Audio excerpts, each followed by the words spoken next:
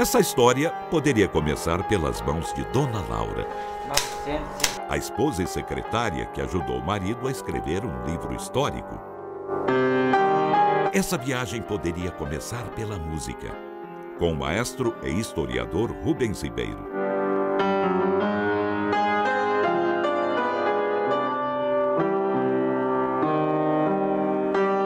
Poderíamos simplesmente seguir os documentos do Museu do Paulistano, onde estão até algumas bolas que foram chutadas em campos europeus pelos nossos intrépidos pioneiros.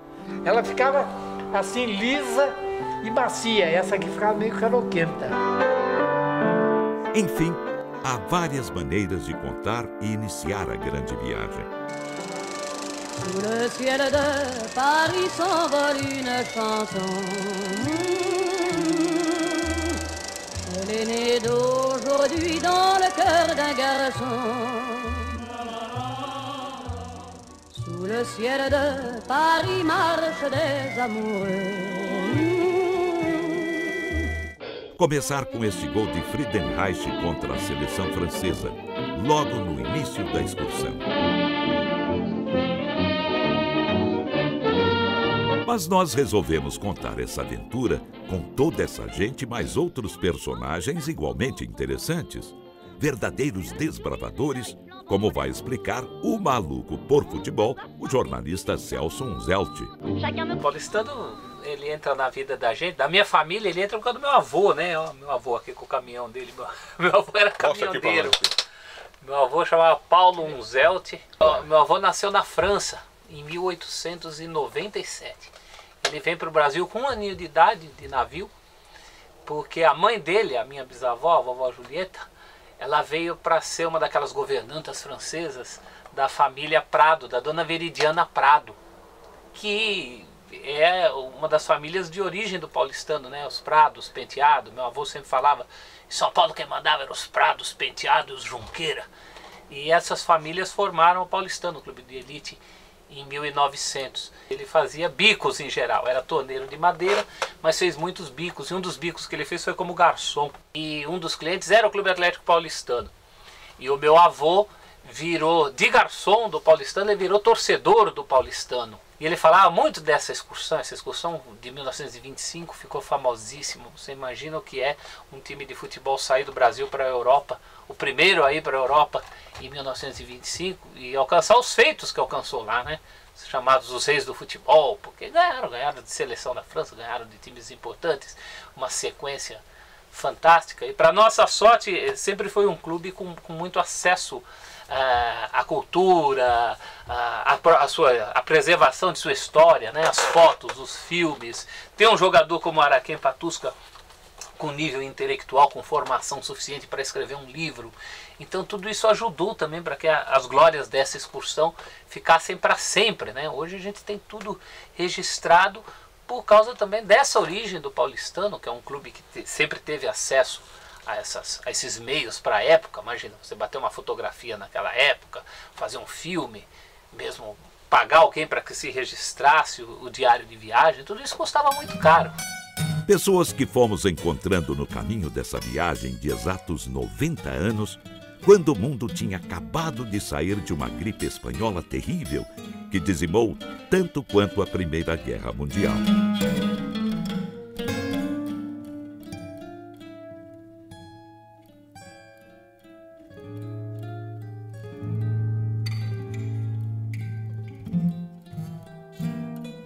Foi para uma Paris efusiante de vida que o time de futebol do paulistano foi levado na primeira excursão feita por um clube brasileiro ao Velho Mundo.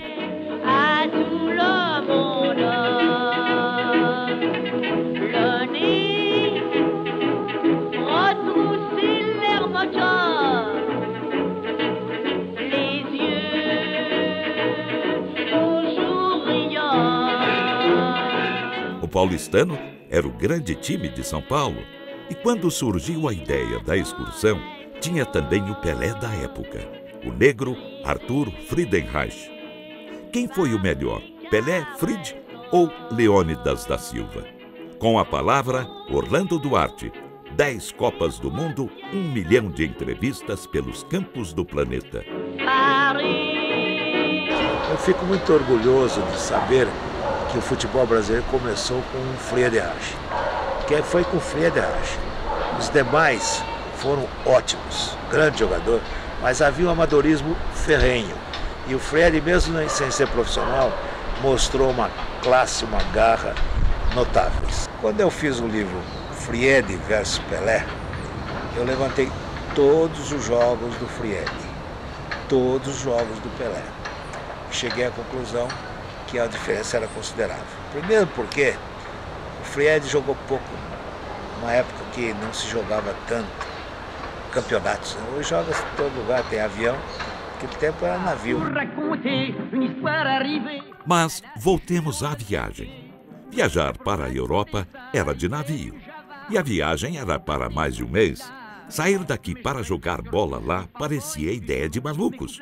Malucos e bons de bola, é claro. Foi uma temeridade essa viagem que eles fizeram. Porque nunca um clube havia feito uma excursão. Quando vieram alguns clubes estrangeiros, nós também achávamos admirável ver times estrangeiros jogando no Brasil. Mas essa ida do paulistano é histórica. É na década de 20, é histórica. Você não pode pensar em outra coisa. Ter ido, né? Pegar um navio, ir para lá para jogar, em vencendo, como aconteceu com o paulistano, tanto melhor. A campanha foi gloriosa também dentro de campo. Mas só o deslocamento já era um marco para a sociedade daquela época, né? Essa é uma história que merece um filme, porque era a primeira que o futebol brasileiro seria mostrado à Europa. O paulistano era o maior campeão paulista desde que o torneio passou a ser disputado em 1902. Dominou sempre, era sempre o finalista. Os primeiros 3 campeonatos foi vencido pelo São Paulo Athletic Club, que era o clube dos ingleses. E aí sempre em decisão com o paulistano. O paulistano desde o início, então, sempre foi um grande time.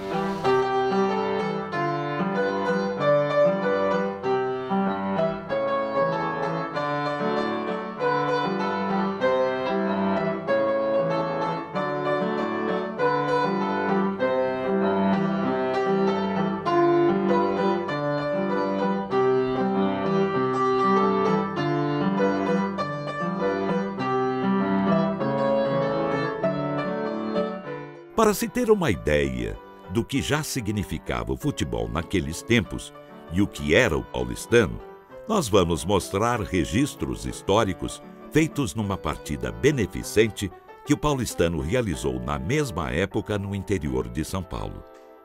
Neste documentário, realizado pela ESPN Brasil, é mostrado o jogo que Friedenreich e sua turma fizeram na cidade de Porto Ferreira. Em 1925 mesmo, para arrecadar fundos para a construção da Santa Casa de Misericórdia, o futebol já era um esporte mágico.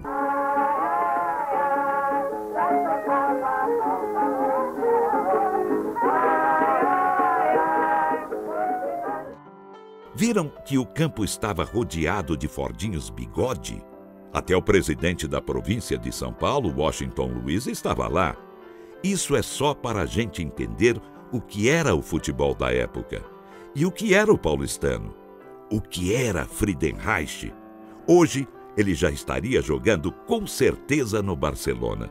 Mas voltemos à ideia da excursão.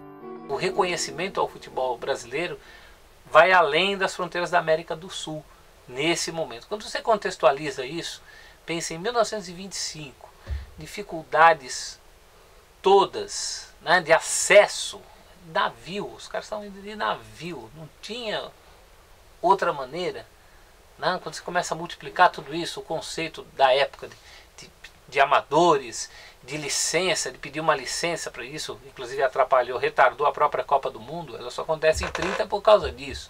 Quer dizer, você não tinha nem Copa do Mundo ainda. Copa do Mundo ainda ia demorar 5 anos para ser viabilizado. E um clube brasileiro viabilizou uma excursão para a Europa. A gente tinha o contrário, a gente tinha da Europa para cá. Já em 1914 veio o Torino e o Provercelli para o Brasil. Um selecionado sul-africano esteve aqui em 1906. O Corinthians inglês, que deu origem ao Corinthians Paulista, em 1910. Os documentos da viagem, os contatos feitos, tudo está nesta coletânea histórica guardada com carinho pela Ana Paula Fernandes, a historiadora aqui do Centro de Memória do Paulistano. A delegação voltou no navio chamado Flandria. Eles chegaram no Brasil no dia 13 de maio de 1925, né? Eles foram recepcionados no Rio de Janeiro pelo presidente da República, que era o Arthur Bernardes na época. E quando eles chegaram no Porto de Santos, houve toda uma festa. A gente vê pelos jornais que a gente tem a multidão que esperava, né? Os jogadores, enfim. E foi até difícil eles conseguirem chegar no Paulistano. O presidente Antônio Prado Júnior foi para a Europa um ano antes para organizar a tal excursão. O Prado Júnior, na época, ele era o presidente do Paulistano. E já no final de 1924, ele já estava na Europa, marcando os jogos com a Federação Francesa de Futebol. Então ele avisa o Paulistano, logicamente por carta, a diretoria da época, né, que ficou no lugar dele, era até o Fernão Salles. Fernão Salles era o irmão do Rubens Salles, o Patada Atômica, primeiro capitão da seleção brasileira, em 1914 e tal. Eles eram irmãos e ele era o presidente, então, interino, digamos assim, do Paulistano, né? Então ele recebeu essa carta e aí eles foram se mobilizando e preparando. Detalhes que estão todinhos aqui nestes livros, nestes telegramas de contatos e confirmações.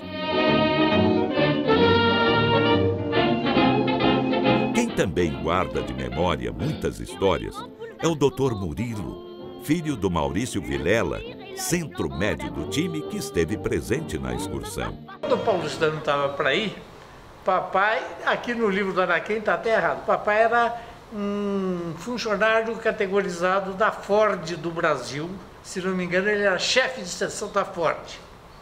E mamãe ainda era mineira.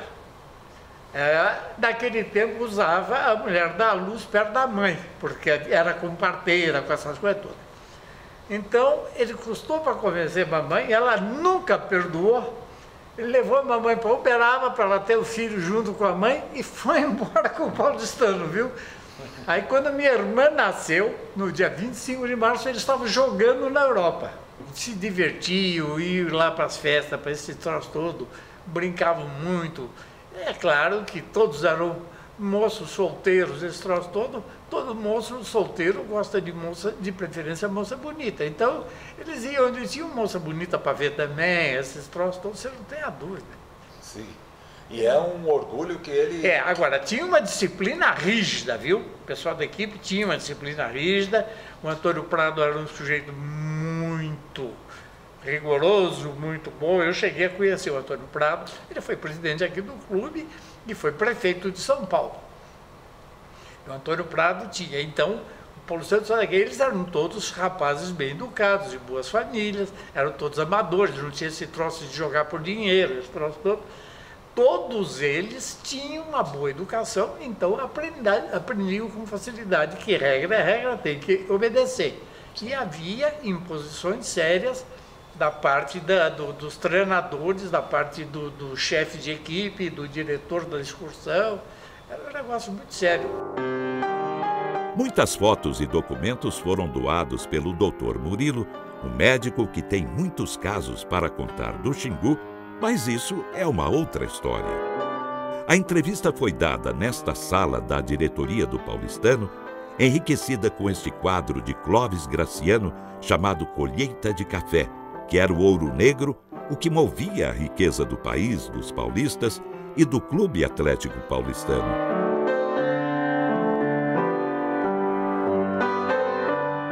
Um blusão de pelo de camelo usado na excursão foi uma das doações do Dr. Murilo, que escutou histórias inacreditáveis contadas pelo seu pai. Para te contar mesmo a verdade, é a blusa que o papai adorava. Você vê, com esse corpo aqui, você tem a impressão que eles eram pequenininhos, mas não é. Essa blusa, ela distende. Eles eram realmente atletas altos, mas a blusa distende muito, de maneira que não apertava eles, não tirava liberdade de movimento aqui. Então, a mamãe, para facilitar colocar a gola, ela colocou esse zíper aqui. E ela colocou o zíper para todos os... Não, só o dele. Só pra... E aqui no Centro de Memória estão registradas cartas e detalhes de uma viagem no tempo. Dá para imaginar o que foi fazer frente à burocracia, o que foi feito para liberar trabalhadores para viajar com um time de futebol. O profissionalismo só viria 6 anos depois. E o grupo tinha, de recruta do exército a corretor de ferragens. O Paulistano não tinha o número de jogadores todos para levar, né? Então, eles convidaram para participar da excursão o Araquém Patusca, que era do Santos, né? O Durval Junqueira, que era do Flamengo, e também o José Joaquim Seabra Neto, que também era do Flamengo. Então, esses 3 vieram para compor. Alguns jogadores do Paulistano não puderam ir, como Formiga.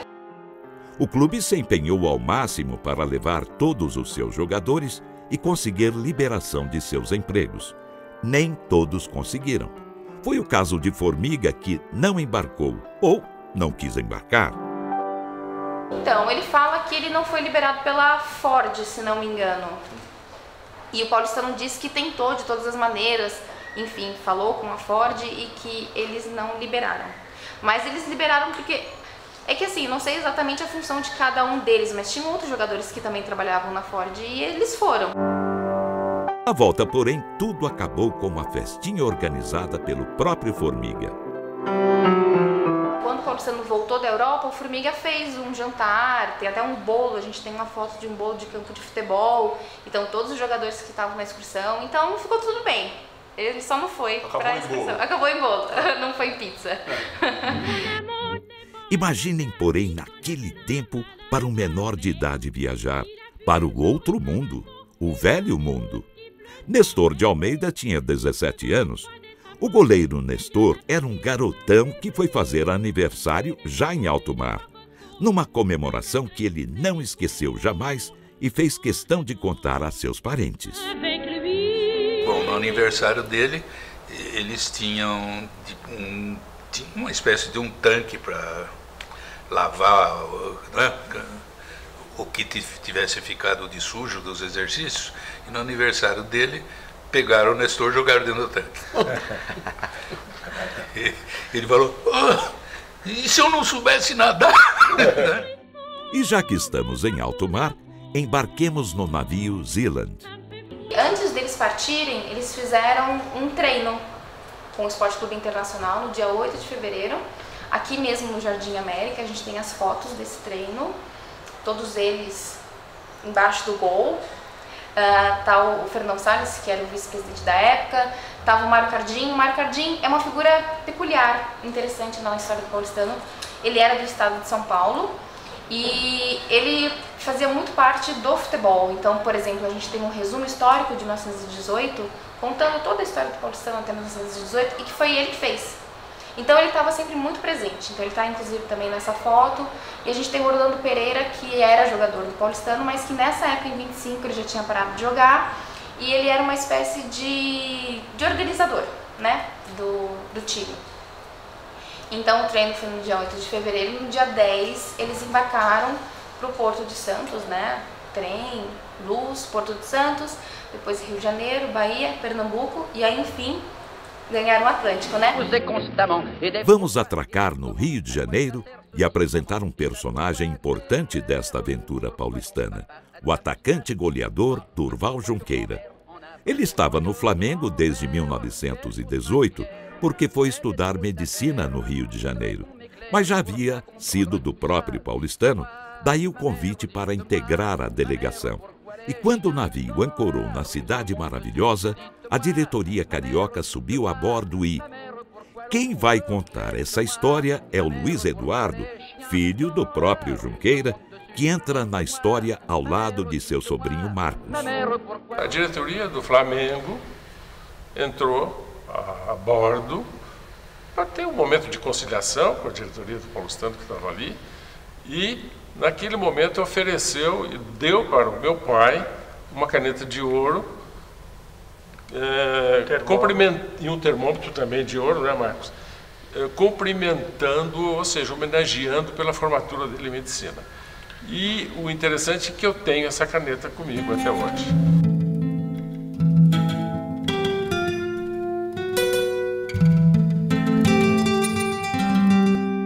Só por aí, dá para ver que Junqueira não era qualquer jogador. Tinha conquistado títulos pelo rubro-negro e jogado 4 partidas pela seleção brasileira. Fazia muitos gols, o pé de anjo, como Junqueira era conhecido. Quantos gols o Junqueira fez jogando pelo Flamengo? E quantas partidas ele fez no Flamengo? Essa você me pegou. Peguei, eu sei, mas eu tenho a resposta aqui. Vamos lá. Vamos socorrer o neto. O Junqueira, também chamado de Beisola, Micuim e Príncipe, fez 82 gols em 103 partidas pelo Flamengo. Meu pai jogava bem, mas ele não era um jogador alto, ele era relativamente baixo.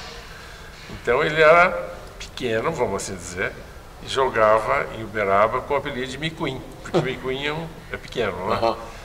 E pé de anjo acho que foi o apelido que ele adquiriu, ou alguém começou a chamá-lo, algum jornalista começou a chamá-lo quando ele estava já no Rio, etc. Então são os que eu sei, Micuim e pé de anjo. Bem, homenagens feitas ao jovem doutor, então com 24 anos, vamos seguir viagem. E eu sei que, por exemplo, durante a viagem, claro, eles não tinham muito o que fazer lá dentro, né? Eles saíram no dia 10 de fevereiro, chegaram lá no dia 1º de março. Então tem aí 20 dias.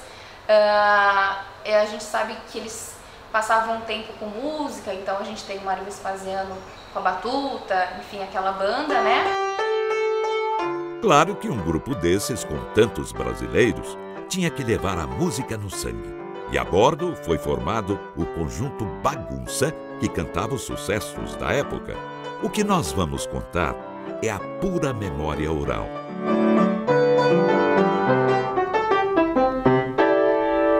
Histórias passadas pelos heróis da viagem a seus descendentes. Histórias escritas ao lado de gente como Dona Laura. Casos guardados em linhas que a menina Ana Paula já leu inúmeras vezes. Pesquisas feitas por jornalistas que prezam a tradição e a história de nosso povo. Mulheres que viram seus maridos contando inúmeras vezes o que foi aquela viagem. A viagem de 1925, feita pelos reis do futebol. Passou a ser uma marca do o time que voltou, o glorioso que voltou da Europa. Né? Passou a ser ter o peso de um título. Em todos esses lugares onde passavam, recebiam homenagens, eu faço muito essas pesquisas em jornal, né? Tá a íntegra do discurso na Câmara. Os almoços e jantares e banquetes e homenagens sem fim. Não seria exagero dizer que aqueles homens eles tiveram honras de campeões do mundo, né? Era uma coisa parecida com o que aconteceria depois em 70, por exemplo, desfile em carro de bombeiro, multidão esperando, todo mundo querendo tocar nos jogadores que estiveram na França, né? Mal comparando, claro, não havia um título oficial em disputa. E isso que também criou uma tradição no futebol brasileiro, viu, Salim? A gente tem depois, por exemplo, as excursões dos anos 50, que davam o título honorário de fita azul, né? O fita azul do futebol brasileiro. Aconteceu com a Portuguesa de Três Portos, com o Corinthians, na Europa. Então se voltava com essa aura. O Atlético Mineiro, que até foi campeão do gelo, né? Nos anos 50, teve uma excursão para a Alemanha, para a Suécia. E até o Atlético conseguiu os títulos internacionais que conseguiu recentemente. E está no hino do clube, né? Nós somos campeões do gelo, nosso time é imortal. Não houve um campeonato do gelo, sim, mas houve uma excursão. Então tudo é proporcional. Foi Laura quem datilografou o livro Os Reis do Futebol, escrito pelo craque Araquém Patusca, um dos integrantes da equipe. O único paulista a disputar a Copa de 1930 no Uruguai. Naquela época, eu estava no Santos Futebol Clube e havia fundado o São Paulo. Mas eu não podia jogar no São Paulo em 30, porque eu ainda tinha uma inscrição no começo do ano pelo Santos Futebol Clube. Aconteceu que, naquela altura, havia a possibilidade de ser concedido o passe. Um quadro carioca podia pedir um passe para o paulista, ou para os baianos, ou para os sulinos, como a mesma coisa podia acontecer. Então o Flamengo do Rio pediu o meu passe para o Santos, e o Santos foi obrigado a colocar o passe nas mãos da Confederação Brasileira de Desportos. E o meu futebol agradava muito os cariocas. Então eu fui o único paulista que fui convocado para esta seleção. Eu trabalhava no Fontoura e o Araquém trabalhava no Laboratório Paulista de Biologia. E aí depois ele foi trabalhar no Fontoura. E aí nos conhecemos lá. Gostava de violão, tocava violão, cantava. Ele era boêmio assim, muito... Era amigo de Chico Alves, Orlando Silva, Lupicínio Rodrigues, ele cantava, Lupicínio. Eles fizeram um conjunto no navio, eles foram tocando? Fizeram, sim. Batucavam, cantavam, fizeram um grupinho. Ah, ele contava que foi muito divertido, né? Com as meninas, com as moças. Ah, é? Ah, é? Conta pra nós. Foi muito divertido, né? Ele era mocinho, né? Uhum. As francesas usavam e abusavam. O Araquém era muito... Olha, o Araquém andava 2 passos e parava. Andava 2 passos e parava. Ele era muito querido, muito conhecido. Nossa, uma vez atravessamos o viaduto, o Araquém parou nem sei quantas vezes. Falei, Araquém, nós temos horário. O que eu faço? Não posso fazer nada. Tem que cumprimentar. Autógrafo, cumprimentar. Autógrafo, nossa, ele era muito querido. E era alegre também, né? Sim, ele era uma festa. Era muito alegre, que é sempre disposto, sempre amável. Era uma vez um menino que, brincando com a bola de futebol, assistindo o jogo do Santos, que se tornaria mais tarde, como diziam as francesinhas em 1925, são pequeninos no tamanho, porém grandes no futebol. Araquém foi de elevado bom gosto, de sentimentos invejáveis, um pai extremoso e um verdadeiro gentleman.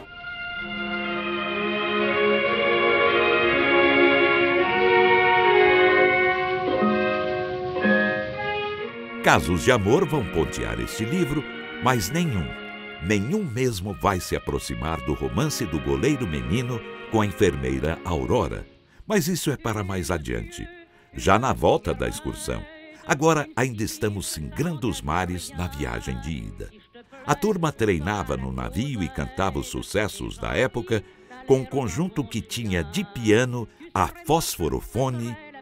É isso mesmo? Tocava chocalho, outro tocava o bumbo, o Frederich tocava o violão, e apareceu um indivíduo lá inventando o fosforofone. Fosforofone? O cara, que é fosforofone? O cara abria a caixa de fósforo e cantava ali, dava um som diferente, né? E se entregaram para um tal de Netinho, que fazia parte do... Que era jogador, Netinho.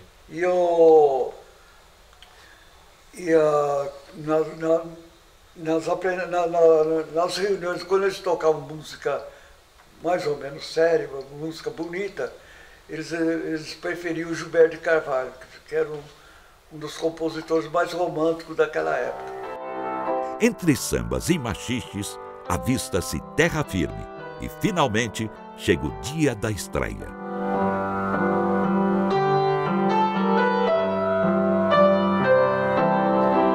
O primeiro adversário era simplesmente a seleção da França. A historiadora Ana Paula vai dar a escalação da equipe. O Nestor, que era o goleiro, Clodoaldo, o Bartô, o Sérgio, o Nondas, o Abate, o Filó, o Mário, Frederich, Araquém e Netinho. Do grupo ainda faziam parte 9 jogadores, um dirigente e mais 2 jornalistas. Essa foto é histórica, o time brincando com a bola na pose tradicional. Pois bem, vejam as imagens. Elas existem, ganham vida. O paulistano de uniforme branquinho, como vocês veem nessas imagens compradas da Gaumont. A diferença de tamanho entre os jogadores era grande. O terreno de jogo era puro barro. Eles entraram vaiados dentro de campo, o gramado era muito pesado, então até mesmo os franceses, eles não tinham rapidez no toque de bola, diferente dos brasileiros, eles usavam muito o jogo cabeceado, né? Outra coisa interessante também dos franceses, principalmente, eles escolhiam os atletas pela altura e largura, né, peso, muito influenciado por causa do rugby, que era um esporte muito difundido na França na época. Então talvez por isso também os brasileiros conseguissem uma mobilidade melhor, a gente não tinha esses jogadores fortes e pesados, né, muito pelo contrário, a maioria eles eram pequenos e mirradinhos, magros, né, o próprio Federach era bem magro, não era alto, o Durval também era baixinho. Vejam no filme, verdadeira relíquia. Até hoje a Companhia Cinematográfica Francesa acredita que o jogo tenha sido entre duas seleções. Quando fomos comprar as imagens, eles imaginavam que o paulistano era a seleção do Brasil. Aliás, os franceses começaram ganhando, os brasileiros não paravam em pé. Araquém Patusca, elegante como ele só, era um dos únicos que mantinha o uniforme alvo, sem vestígios de ter caído no chão. Mas isso foi só até o intervalo. Não tinha sujado nada. E o paulistano perdendo de 1-0, se não me engano, no primeiro tempo. O vestiário, o Bartô, que era o capitão, Bartolomeu Gugani, chamou o Nestor e outros e falou, olha, quando voltar para o segundo tempo, vamos pegar o Araquém e vamos jogar ele naquela poça de lama. E não falaram nada, voltaram para campo, pegaram o Araquém com o uniforme bem limpinho, jogaram o Araquém na poça de lama. Ele ficou louco, ele ficou desesperado, ele queria bater em todo mundo. Ele começou o segundo tempo a 120 por hora. Ele falou, quando acabar o jogo, eu vou bater em todo mundo. Eu vou bater em todos vocês no vestiário. Parece brincadeira, mas no segundo tempo, Araquém transformou-se num capeta.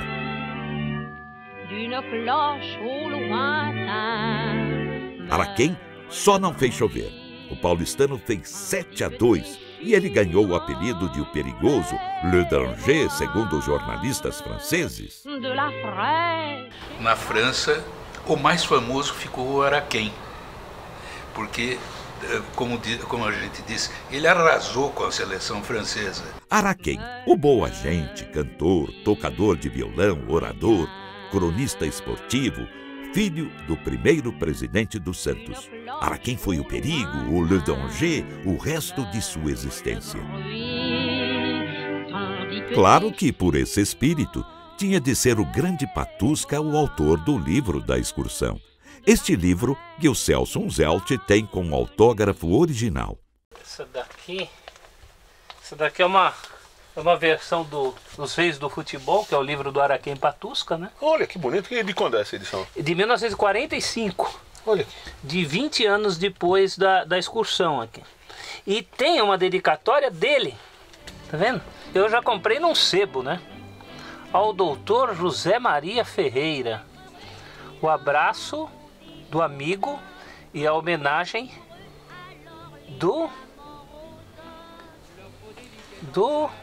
bom, Araquém Patusca, São Paulo, 1945. Livro que foi datilografado originariamente nesta máquina de escrever por ela mesma, Dona Laura.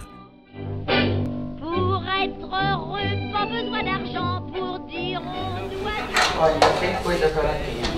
Ma chère, ils mangent comme des rois, sans y mettre les doigts, leur moule marinière.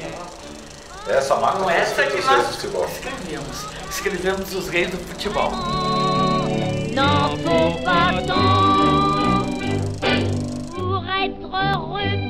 Como uns pirralhos do outro lado do mundo tinham feito 7 gols na seleção francesa. Vejam a repercussão do resultado na imprensa francesa. Esses brasileiros são ingênuos ou trocistas. Começaram oferecendo uma palma de flores com as cores de seu país e depois fizeram uma espécie de feitiçaria para, no fim, nos dar uma sova com todas as regras de arte. Il y en a d'autres pour qui le bonheur c'est Deauville, monter appuyé sur le cœur des actrices. Oh, tu Na sequência destes 7-2 vieram mais jogos. E se Araquém foi o único paulista na Copa de 30, vamos lembrar que Filó foi o primeiro brasileiro campeão do mundo. Como assim? Filó, que jogou na excursão pela Europa, acabou se transferindo para o futebol italiano. Vejam o que os jornais escreviam sobre Filó, que na época tinha 20 anos. Filó, pequeno, ágil e resistente, velocíssimo, tem alta combatividade. Filó é quase um menino e já é um grande futebolista. A impetuosidade dos seus verdes anos reúne apurada experiência e dia para dia sabe exceder-se a si mesmo. Sagrou-se campeão do mundo pela Squadra Azzurra. Foi o primeiro brasileiro campeão do mundo em 1934. Os clubes italianos viram que aqui tinha muito futebol bom. Lazio, por exemplo, levou quase todo mundo. Levou Filó, que depois foi campeão do mundo, Rato, Del Débio, levou técnico, levou tudo. Chamava-se Brasilásio, de tanto brasileiro que tinha no time.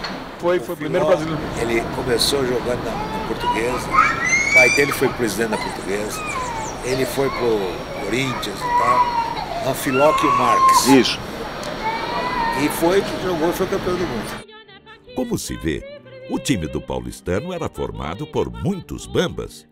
Não foi à toa que foi uma vitória atrás da outra, encantando os cronistas do France Football. E vamos lá, que isso é história. E história precisa ser contada, recordada. O peso que isso representou para a sociedade da época é uma coisa que não dá para comparar. Não, é como se fosse jogar na Lua hoje. Não é? É uma coisa. For jogar bola.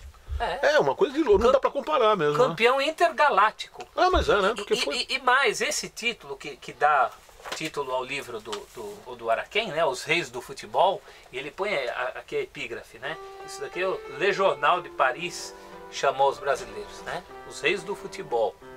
É a primeira vez que nós somos chamados de Reis do Futebol, pelo menos na Europa.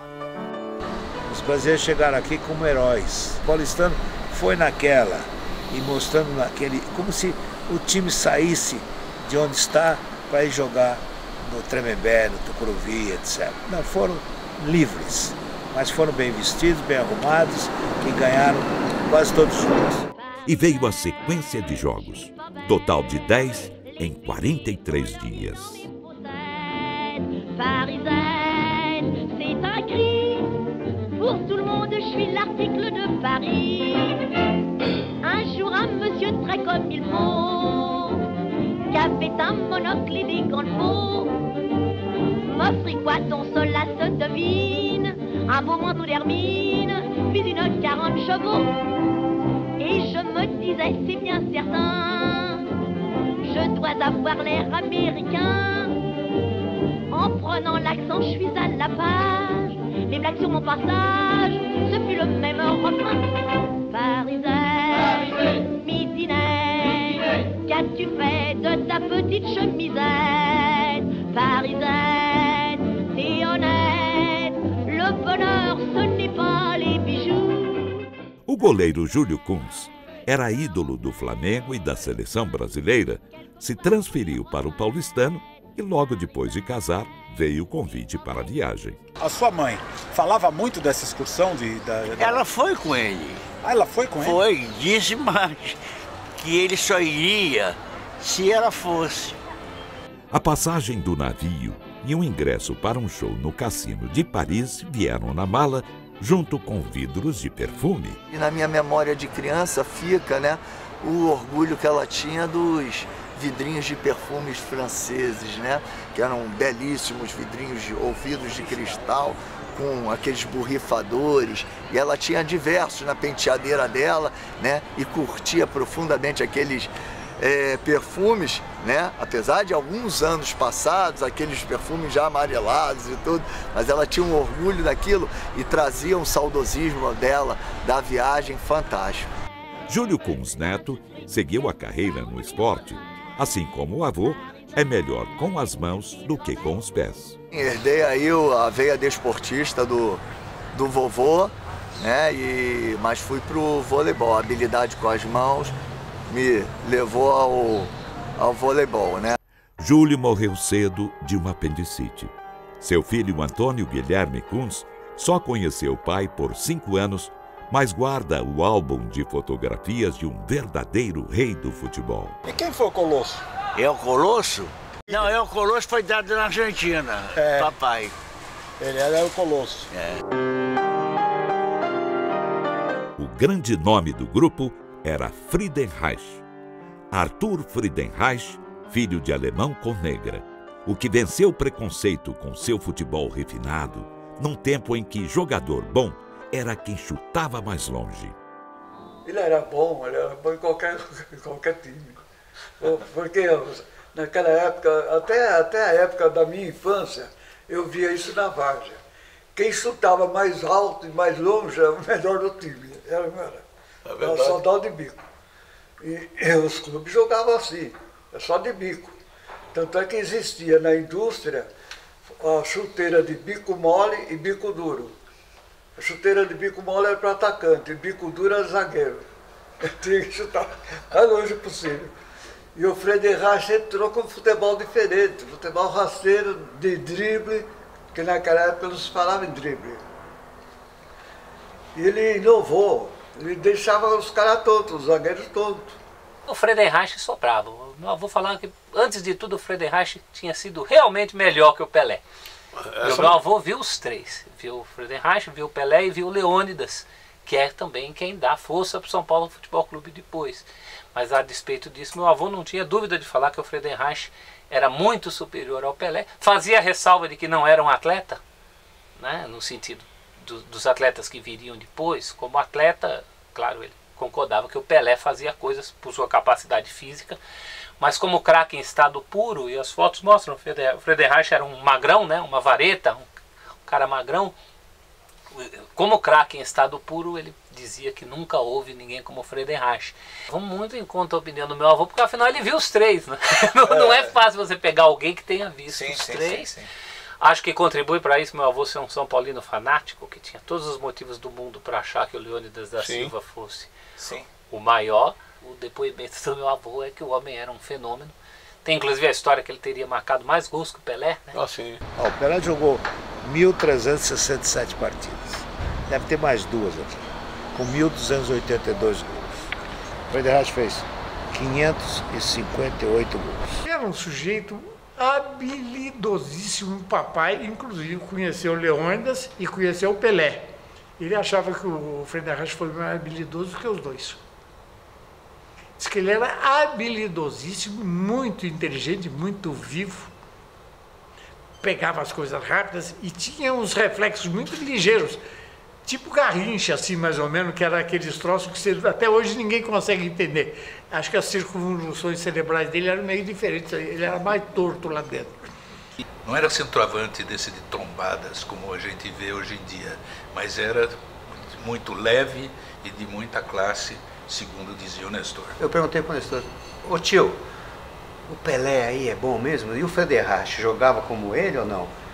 O Nestor olhou para mim e falou assim, olha, naquela época eu acho que o Friedenreich, se o Pelé jogasse naquela época, eu acho que o Friedenreich seria melhor. O Pelé hoje é insuperável, mas o Friedenreich está perto dele. Friedenreich ganhou o apelido de El Tigre. Por quê? Vamos aos historiadores. Há uma diferença de conceitos. Muita gente diz que foi quando ele viu que estavam queimando a bandeira do Brasil, acho que no Uruguai, na Argentina. Ele foi lá, tirou, consertou e carregou a bandeira. Tem uma versão que o Friedenreich teria se enrolado numa bandeira do Brasil para que impedisse que ela pegasse fogo. Como é que é isso? Na verdade, quem se enrolou na bandeira do Brasil foi Silvio Lagreca. Era técnico e zagueiro. Técnico, zagueiro, nascido em Piracicaba. Né? Ele sim, num jogo do Campeonato Sul-Americano, ele se enrola numa bandeira do Brasil, que estava pegando fogo, antes ou durante uma partida do Sul-Americano. Ele então sobe ao mastro e se enrola da bandeira. Mas naquela época era muito comum, até pela falta de informação, pela falta de detalhamento, né? Esses grandes feitos serem atribuídos a jogadores mais importantes. Por isso que tem essa confusão com o Friedenreich. Uma disputa entre o Brasil e a Argentina chamava-se Copa Roca. E o Friedenreich impressionou tanto os argentinos pela agilidade, a facilidade de movimento, que ele ficou com o apelido de El Tigre. Porque o tigre é um bicho que tem uma agilidade muito grande. Ele parece lento quando ele está pronto dar um bate, mas depois explode a musculatura, né? Até hoje, o clube paulistano tem tigres e homenagens a Friedenreich. E tem gente que garante: El Tigre foi o maior de todos os jogadores que pisaram os campos brasileiros. Histórias lindas de gente privilegiada que viu 3 gênios da bola.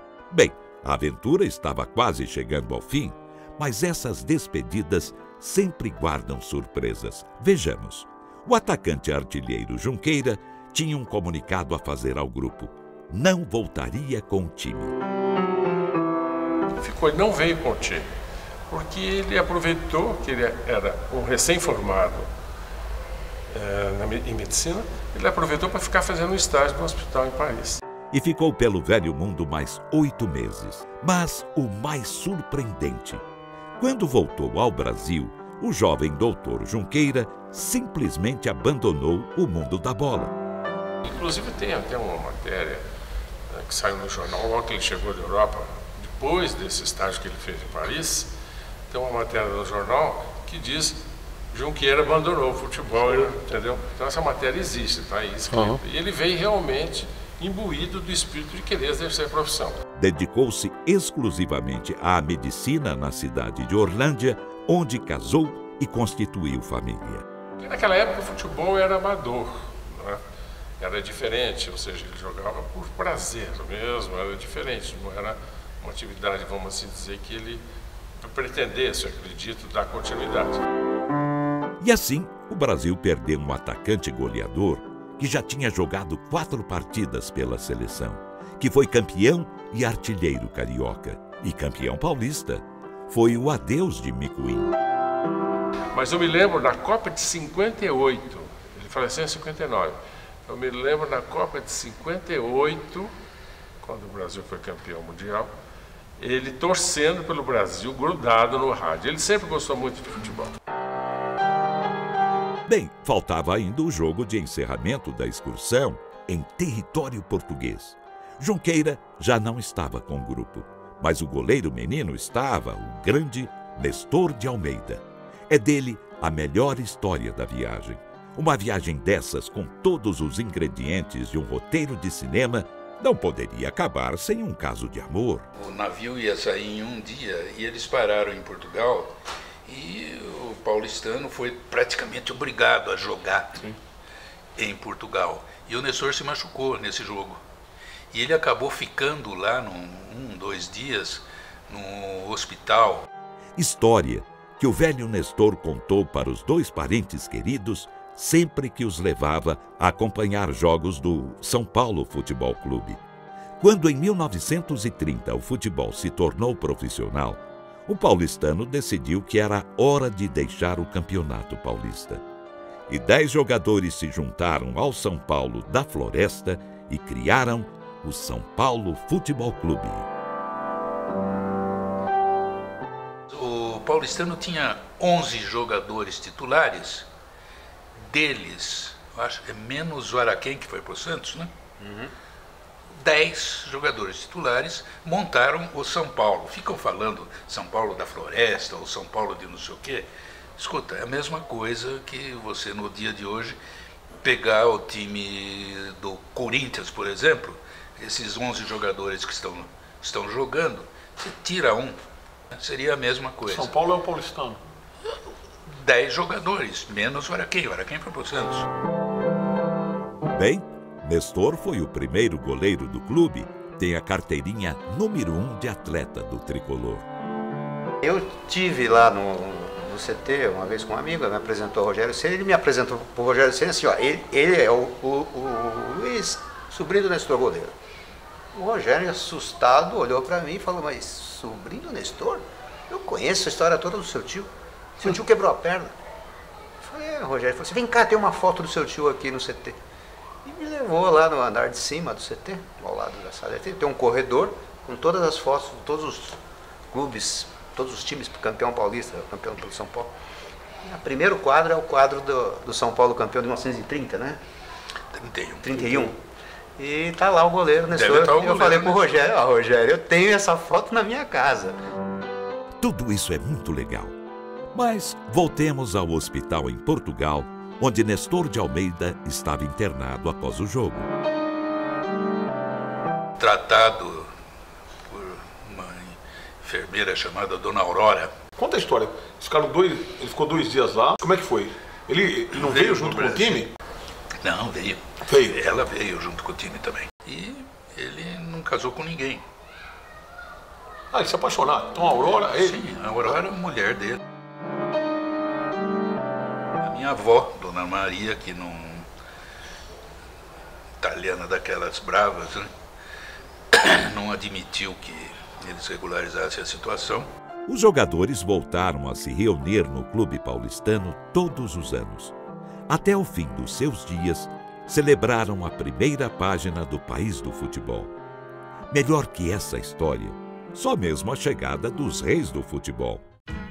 Antes mesmo do Flandria enfiar o nariz na nossa grandiosa Guanabara, quando ainda a vista do Pão de Açúcar dava aos seus passageiros a impressão de uma pelota paradinha no centro do campo, à espera do apito do juiz para começar o jogo, já Dom Quixote, abelhudo como outro qualquer órgão de publicidade que se preza, franqueava pelas ondas do sem-fio o espaço que as ditas do oceano nos separavam do grande transatlântico.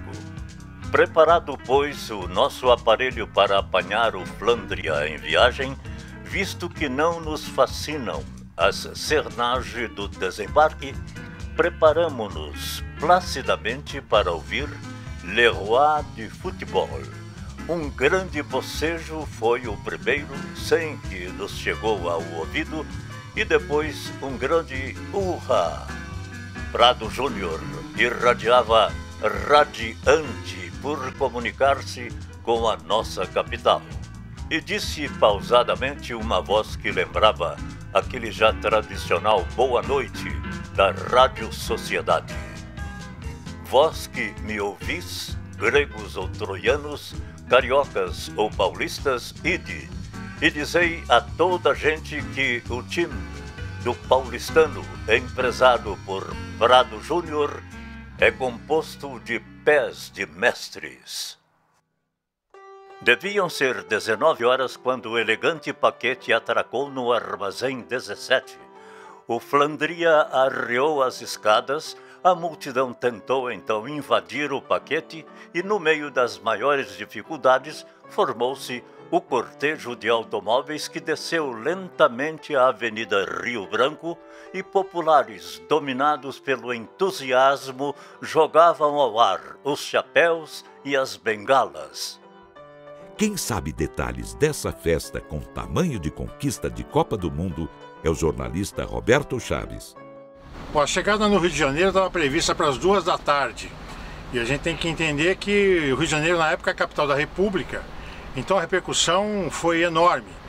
Jornais, todos, rádios, todos anunciando a chegada do paulistano. Com a chegada prevista para as 2 da tarde, às 2 da tarde a região estava, a hora ali estava cheia. Mas o navio só chegou às 7 da noite. E além de chegar às 7 da noite, a delegação do paulistano demorou para descer do navio, para encontrar a multidão, porque autoridades do governo federal e jornalistas também subiram até o navio para recepcionar a delegação. Houve um tumulto, né? Havia até a banda da militar aguardando também, e as pessoas impacientes, não só com a demora, mas principalmente com a chegada do navio e ninguém descendo, chegaram a ameaçar uma invasão. Houve o tumulto, as forças militares entraram em ação, até que a delegação saiu, e assim que viram o Freyderhash, a população acabou pegando o Freyderhash nas mãos e ele saiu ali como o grande herói, né? À noite houve um jantar no Palácio do Catete. Aí sim, com a presença do presidente Arthur Bernardes, que na época já governava o país em estado de sítio. A gente precisa lembrar que um ano antes, em 1924, São Paulo se revoltou contra o governo do Arthur Bernardes e ele mandou bombardear São Paulo. E ele também não tinha o apoio do Rio de Janeiro. Ele era mineiro, aquela política de café com leite, São Paulo e Rio de Janeiro, velha república. Então, tanto é que ele não foi até o navio, ele mandou um representante e à noite, três jogadores, né, entre eles o Andrada e o Freyderach, foram ao Palácio do Catete, homenageados pelo presidente, vários jornalistas, o dono do Jornal do Comércio, e dali sim, no dia seguinte, eles acabaram indo para Santos. Feita a atracação e descida à escada, os primeiros passageiros a desembarcarem foram os jogadores do Paulistano, que receberam delirantes ovações por parte do povo aglomerado nas imediações da escada. Freyderach foi carregado em triunfo até fora das grades das docas, o mesmo acontecendo com Araquém, que veio do Armazém 13 das docas até o centro da cidade nos ombros do povo. Claro que a cidade festejou mais forte com seu filho. Fomos ao Memorial dos Santos, onde Araquém Patusca aparece na galeria dos 10 maiores artilheiros da história do clube. Aqui no Memorial de Conquistas do Santos Futebol Clube, nós temos a figura do Araquém numa lista dos 10 maiores artilheiros da equipe. Você vê, Araquém Patusca marcou 177 gols vestindo a camisa do Santos. Foi ele quem trouxe os jogadores do Paulistano aqui para Vila Belmiro, junto do Urbano Caldeira, que viria a ser nome do estádio em 1933, pouco depois de ele ter morrido. O Araquém, assim como o Arthur Freyderach, foi trazido nos braços do povo durante um bom caminho aqui em Santos. O Araquém que viria a pertencer àquele ataque dos 100 gols. O 1927, o Santos campeão paulista, o ataque de 100 gols em 16 jogos. E muito provavelmente esse DNA de ataque que o Santos sempre demonstrou tem muito a ver com essa excursão do Paulistano, porque o Paulistano conseguiu goleadas fantásticas na Europa e sempre essa questão do Brasil fazendo gols foi determinante para levar o sucesso do futebol nacional por todo o planeta. Então, Araquém Patusca, jogador emprestado pelo Santos nessa excursão vitoriosa do Paulistano, trouxe também dessa experiência muita coisa aqui para o Santos.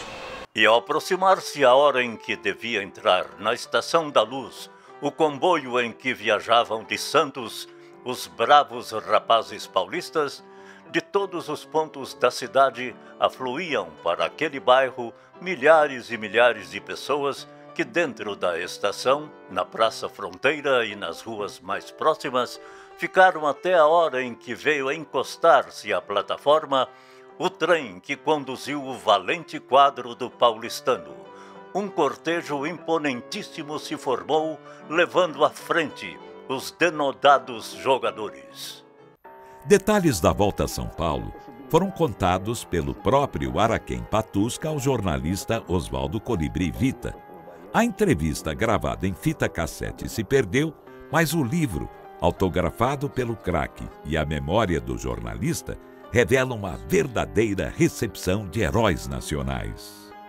Eu entrevistei o Araquém Patusca em 1986. Ele contou com detalhes aquela recepção na Estação da Luz em 1925. Todo mundo esperando os reis do futebol, ele incluído, é claro. E os cronistas esportivos estavam todos elegantes, todos com aquela roupa chique, a palheta, a cartola, a bengala, todo mundo esperando com apreensão o trem que estava chegando lá na Estação da Luz. E o trem atrasou um pouco, porque passou por vários lugares. Passou por Ribeirão Pires, passou por São Bernardo, depois parou ainda no Ipiranga, parou na Moca, parou no Brás, e aí atrasou. E todo mundo ficou na expectativa. Os jornalistas esportivos tinham até bolado 21 tiros de morteiro na hora que chegasse o trem. Aí o trem chegou e foi aquela festa.